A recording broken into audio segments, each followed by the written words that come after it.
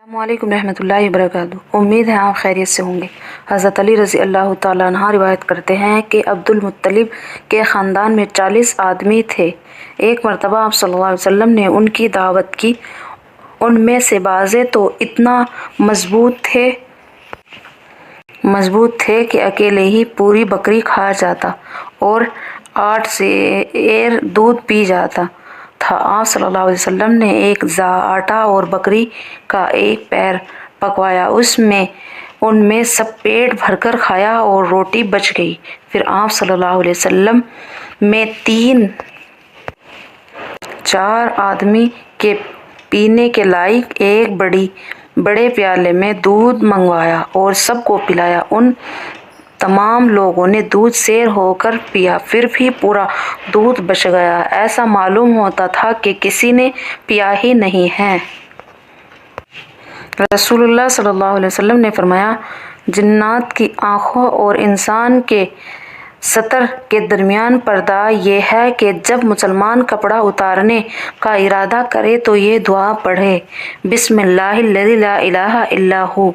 तर्जुमा, अल्लाह के नाम से लिबास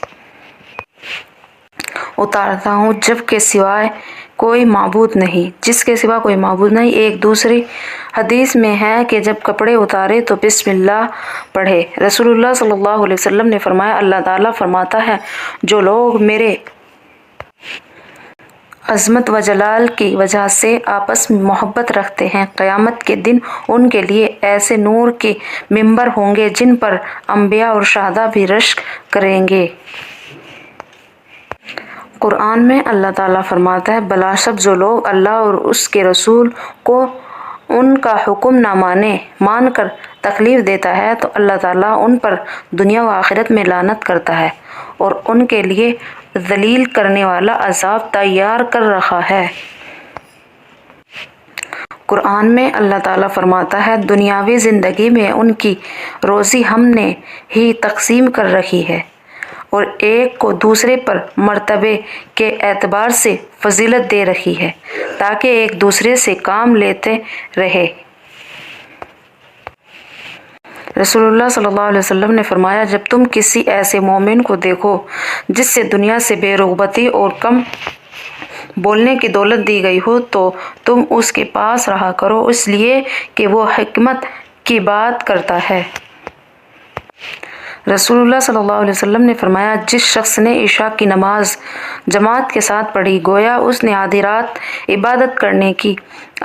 इबादत की और जिसने फजर की नमाज इबादत के साथ पढ़ ली गोया उसने सारी रात इबादत की। रसूलुल्लाह सल्लल्लाहु अलैहि वसल्लम ने फरमाया, दुआ नफ़ा पहुँचाती है और उन बलाओं को टालती है जो नाजिल हो चुकी हो और उन बलाओं को भी जो अभी तक नाजिल नहीं हुई, इसलिए तुम लोग दुआओं का एहतिमाम किया करो। रसूलुल्लाह सल्लल्लाहु अलैहि वसल्लम ने फरमाया, जिसने कुरान में अपनी राय से कोई बात कही वो अपना ठिकाना जहन्नुम बना ले। रसूलुल्लाह सल्लल्लाहु अलैहि वसल्लम ने फरमाया, अल्लाह की कसम दुनिया व आखिरत के मुकाबले में इतनी सी है कि तुम में से कोई अपनी उंगली समंदर में डाले फिर निकाले वो देखे कि उसकी उंगली पर कितना पानी लगा है। कुरान करीम में अल्लाह ताला फरमाता है, इन अहले जन्नत के पास नीचे निगाह रखने वाली बड़ी बड़ी आँखों वाली हूरें होंगी।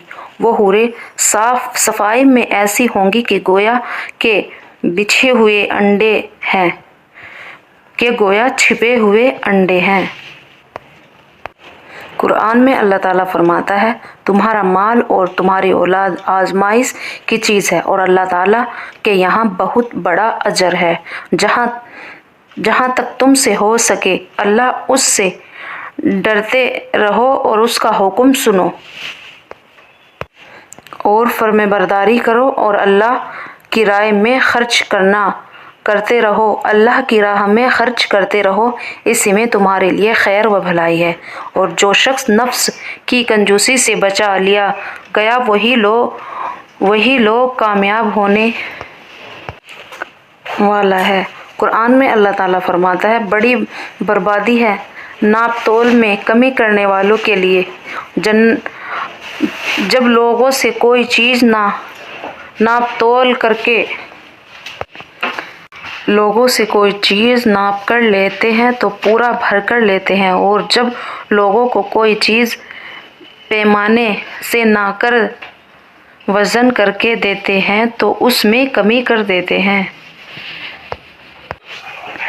قرآن میں اللہ تعالیٰ فرماتا ہے، یہ لوگ دنیا سے محبت رکھتے ہیں اور اپنے آگے آنے والے ایک بھاری دن کو چھوڑے بیٹھے ہیں، یعنی دنیا کی محنت سے ایسا آندھا کر رکھا ہے کہ قیامت کے دن کی ان کو کوئی فکر نہیں، اور نہ کوئی فکر ہے اور نہ ہی کوئی تیاری، حالانکہ دنیا میں ان کا مقصد آخرت کے لیے تیاری کرنا ہے۔ ویڈیو اچھی لگی لائک کریں، شیئر کریں اور کمنٹ کریں۔ السلام علیکم ورحمۃ اللہ وبرکاتہ۔